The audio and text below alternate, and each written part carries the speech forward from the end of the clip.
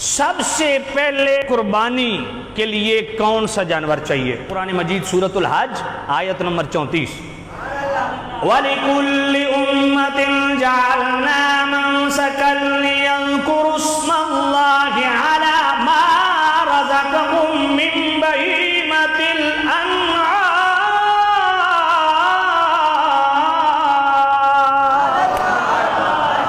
قربانی کے لیے جانور کون سا چاہیے؟ بہیمۃ الانعام۔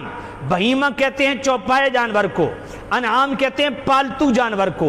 تو قربانی کے جانور کے لیے دو شرطیں، صرف چوپایا نہ ہو، پالتو بھی ہو۔ کیوں؟ دیکھیں نا، ہرن کی قربانی جائز ہے، ماسخورا، بارہ سنگا، کیوں حلال نہیں ہے؟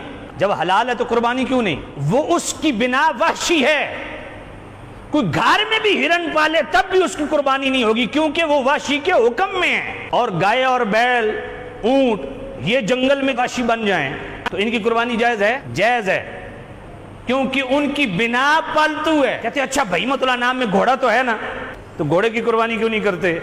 میں نے کہا اس لیے کہ اس کو نبی پاک نے منع فرما دیا۔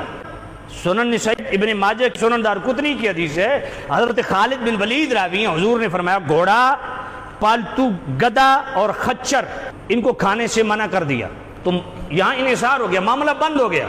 اب ذرا بہیمۃ الانعام اس کو ذرا کھولتے ہیں سورۃ الانعام پڑھ کے۔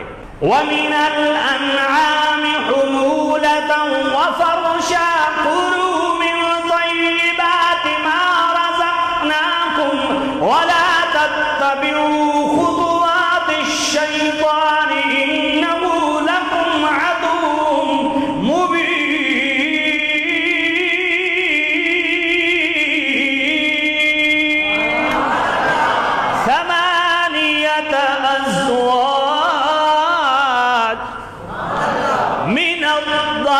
اثنين ومن المعز اثنين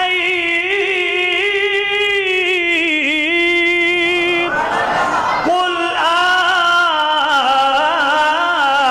آذكرين حرم أم الأنثيين أم اشتملت عليه أرحام الأنثيين نبئوني صادقين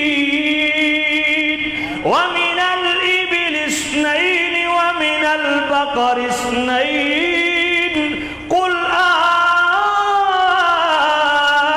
آذكرين حرم أم الأنثيين أم اشتملت عليه أرحام الأنثيين۔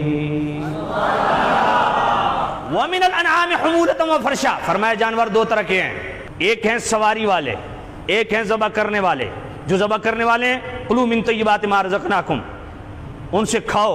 قربانی کے جانور سورۃ الانعام آیت نمبر 142 مِنَ الضَّأْنِ اثْنَيْنِ، بھیڑ سے دو، نر اور مادہ۔ وَمِنَ الْمَعْزِ اثْنَيْنِ، بکری سے دو، نر اور مادہ۔ کتنے ہو گئے؟ 4۔ وَمِنَ الْإِبِلِ اثْنَيْنِ، اونٹ سے دو، نر اور مادہ، 6۔ وَمِنَ الْبَقَرِ اثْنَيْنِ، گائے سے دو، نر اور مادہ۔ کتنے ہو گئے؟ 8۔ یہ 8 وہ جانور ہیں جن کو قرآن نے بیان کیا۔ جو کہتے ہیں کٹے کدھر سے آ گئے، بھینسے کدھر سے آ گئے، میں نے کہا تمہیں بتاتے ہیں، اور اہل حدیث زیادہ اس پہ اعتراض کرتے ہیں۔ سب سے پہلی تو بات یہ کیا بہیمۃ الانعام میں شامل ہیں کہ نہیں؟ تو شامل ہیں تو حلال ہیں۔ اگر بہیمۃ الانعام میں شامل ہوں تو حلال ہی نہ ہوں، اگر حلال ہیں تو قربانی بھی لگ سکتی ہے، لیکن اس کا قرآن میں ذکر نہیں، بات ٹھیک ہے، لیکن اس کی قربانی لگ سکتی ہے۔ کیوں؟ اس لیے کہ کتاب الاجماع کے اندر امام ابو المنذر نے اس پہ اجماع نقل کیا ہے، وَأَجْمَعُوا عَلَىٰ أَنَّ الْحُكْمَ الْجَامُوسِ حُكْمُ الْبَقَرَةِ، فرمایا اس پہ اجماع ہے کہ جو حکم گائے کا ہے وہی حکم بھینسے کا ہے۔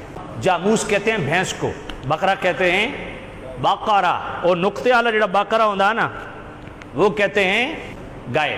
تو جاموس جو ہے یعنی بھینس، کٹا، بھینسا، اس کا شمار کس میں ہوتا ہے؟ اہل لغت کا بھی اس میں اجماع ہے۔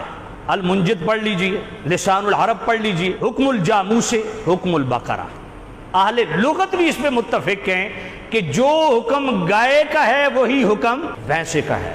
امام حسن بصری ان کا قول مصنف ابن ابی شیبہ کے اندر، حضرت عمر بن عبدالعزیز تابعی رسول ان کا قول کتاب الاموال کے اندر، حضرت سفیان ثوری رحمۃ اللہ علیہ کا قول مصنف عبد الرزاق کے اندر، دیگر اقوال وہ سب یہ کہتے ہیں حکم الجاموس سے حکم البقرہ، جو حکم گائے کا وہی حکم بھینسے کا۔ زکوٰۃ کا نصاب جو ہے اس میں کیا بھینس کی زکوٰۃ ہے کہ نہیں ہے؟ تو بھینس کی زکوٰۃ کا نصاب کیا ہے؟ جو زکوٰۃ کا نصاب گائے کا ہے وہی زکوٰۃ کا نصاب بھینسے کا ہے۔ چاروں امام اعظم حنیفہ، امام بن حنبل، امام شافعی، امام مالک اس بات پہ متفق ہیں کہ حکم الجاموس سے حکم البقرہ۔ اہل حدیث جو اس بات پہ چونکہ چنانچہ کے چکر میں پڑے ہوئے ہیں، لے دے کرتے ہیں، ان کو بھی گزارش کرتا ہوں کہ خدا کے لیے اپنے بابوں کو پڑھ لو۔ سب سے پہلے ابن تیمیہ جس کو یہ شیخ الاسلام کہتے ہیں، اس کا مجموع الفتاوی اٹھایا، اس نے بھی یہ بات لکھی۔ ثناء اللہ امرتسری اہل حدیث اس نے فتاوی ثنائیہ کے اندر لکھا۔ مفتی نذیر دہلوی اہل حدیث اس نے فتاوی نذیریہ کے اندر لکھا۔ مفتی عبدالستار اہل حدیث اس نے فتاوی ستاریہ کے اندر لکھا۔ ابو البرکات اہل حدیث اس نے فتاوی برکاتیہ کے اندر لکھا۔ مولوی علی محمد اس نے فتاوی اہل حدیث میں لکھا۔ ان کا مفتی زبیر علی زئی جو ان کے ہاں بڑا نامور محقق عالم گزرا، اس کا الحدیث ایک مجلہ، ایک رسالہ شمارہ حضروں سے نکلتا تھا، اس میں اس پہ انہوں نے پورا مضمون چھاپا، سب نے لکھا حکم الجاموس سے حکم البقرہ، کہ جو حکم گائے کا وہی حکم بھینس کا۔ اب کہتے ہیں نہیں حضور کے زمانے میں نہیں ہوا۔ بھائی حضور کے زمانے میں تو عرب میں بھینس تھی ہی نہیں، عربوں میں آج بھی بھینس نہیں ہے۔ اچھا میں ایک بات پوچھتا ہوں، آج آپ زکوٰۃ دیتے ہیں؟ کہا جی دیتے ہیں۔ میں نے کہا کس سے؟ سونے کی زکوٰۃ دیتے ہیں؟ کہا جی۔ چاندی سے دیتے ہیں؟ جی۔ میں نے کہا کس سے دیتے ہیں؟ سونے سے، سونے کی ڈلی سے دیتے ہیں؟ چاندی کی ڈلی سے دیتے ہیں؟ کہا نہیں، روپے پیسے سے دیتے ہیں۔ بھائی حضور کے زمانے میں، صحابہ کے زمانے میں، تابعین کے زمانے میں، تبع تابعین کے زمانے میں روپیہ پیسہ تھا ہی نہیں، تو زکوٰۃ کیسے دیتے تھے؟ کہا سونا چاندی سے، ان سکوں سے زکوٰۃ دیتے تھے۔ تو میں نے ان سکوں سے زکوٰۃ دیتے تھے، تو جناب میرا یہی سوال ہے کہ آج روپے پیسے سے زکوٰۃ کیسے ادا ہو جاتی ہے؟ حضور کے زمانے میں تو روپے پیسے سے زکوٰۃ نہیں دیتے تھے۔ تو کیا کہو گے اس زمانے میں نہیں تھے؟ تو بھائی میرے وہاں اس دور میں بھینسا نہیں تھا، عربوں میں، حجاز مقدس میں نہیں تھا، اس لیے گائے کی، اونٹنی کی، بکری بکرے کی، مینڈے کی حضور نے قربانی کی، لیکن بھینس اس وقت تھا نہیں، اس لیے بھینس کی قربانی بھی نہیں تھی۔ جس طرح اس وقت لوگ جناب زکوٰۃ دیتے تھے، سونا چاندی سے دیتے تھے، اس وقت روپیہ پیسہ نہیں تھا، تو آج روپیہ پیسہ ہے تو جناب زکوٰۃ ادا ہو رہی ہے سونا چاندی کی، کہ جناب بھینسے کی قربانی بالکل ہوتی ہے۔